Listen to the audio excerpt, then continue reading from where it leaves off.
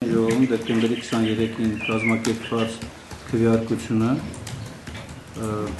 բողոքարկվելու էր, այդ նաև սահմանադրական դատարան։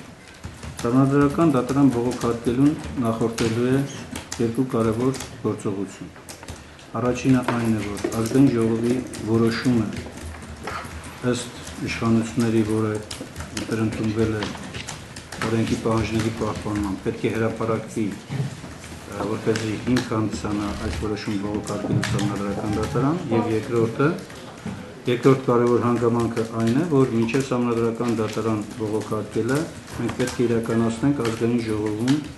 մեր իրավունքների պաշտպանության բոլոր հնարավոր գործընթացները։ 7 անդամից բաղկացած հանձնաժողովը, ինչպես դուք տեղյակ եք, դեկտեմբերի 23-ին չի աշխատել ոչ միայն այն պատճառով, որ ժամանակ չի ունեցել, նաև այն պատճառով, որ նման խնդիր հանձնաժողովի նախագահի եւ ազգային ժողովի ղեկավարության կողմից չի առաջարկվել։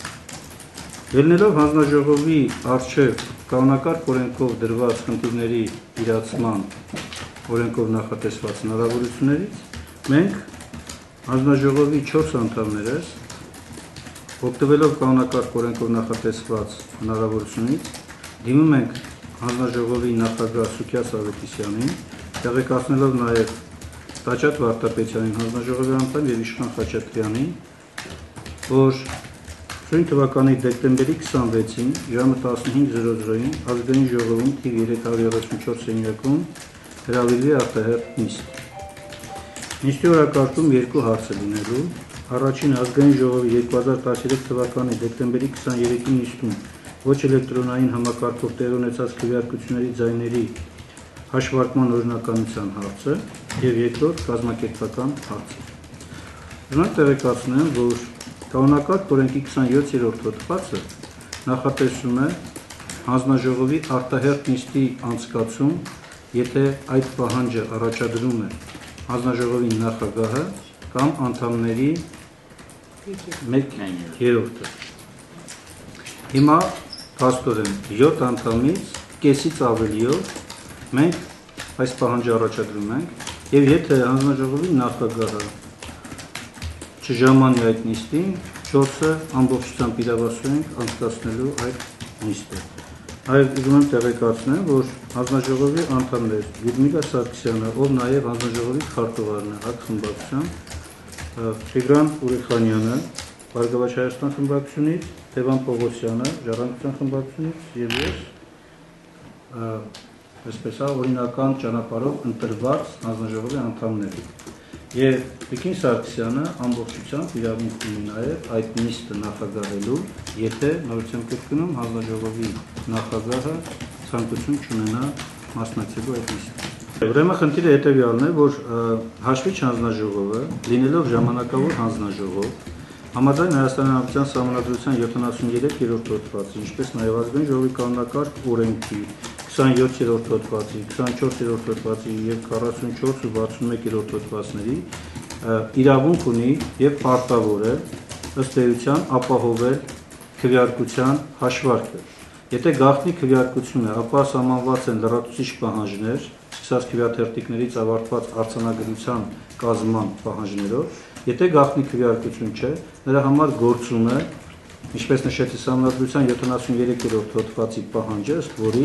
կամ պետք է եզրակացություն, կամ պետք է տեղեկանք տրամադրի, որը պետք է հաստատվի ազգային ժողովի տվյալ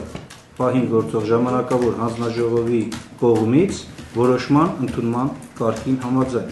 Ի տարբերություն այլ հանձնաժողովների, այս հանձնաժողովում պահանջվում է ընդհանուր անդամների ձայների կեսից ավելի կողմ արտահայտվել։ Ամենևին հանձնաժողովին իրավունք վերապահված չէ, որպեսզի նա այս կամ այն հարցը համարի ընդունած կամ ոչ։ Նա պարտավոր է արդյունքները արձանագրել, տվյալ դեպքում տեղեկանքի կամ արձանագրության տեսքով, ձևը կարևոր չի, կարևորը բովանդակությունն է, եւ որ այդ արդյունքները հաստատված պետք է համարվեն հանձնաժողովի անդամների կեսից ավելիի համաձայնությամբ։ Սա է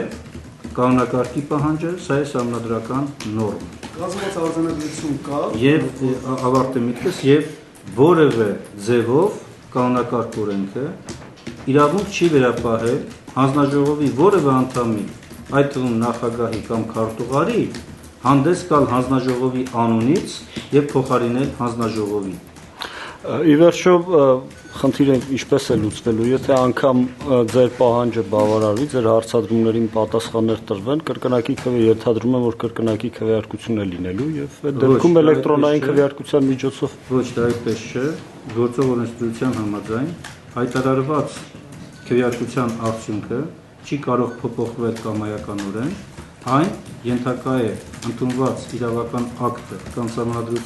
սահմանադրական դատարանի կողմից անվավեր ճանաչելու կամ ազգային ժողովի կողմից ընդունված ազգային ժողովի որոշումը չեղարկելու միջոցով։ Դա նշանակում է, որ գործընթացը պետք է սկսվի նորից, այսինքն համաձայնագիրը նորից պետք է ներկայացվի ազգային ժողով, նորից քննարկումներ պետք է ծավալվեն, նոր դրանից հետո տեղի ունենա կամ կազմակերպվի քվեարկություն։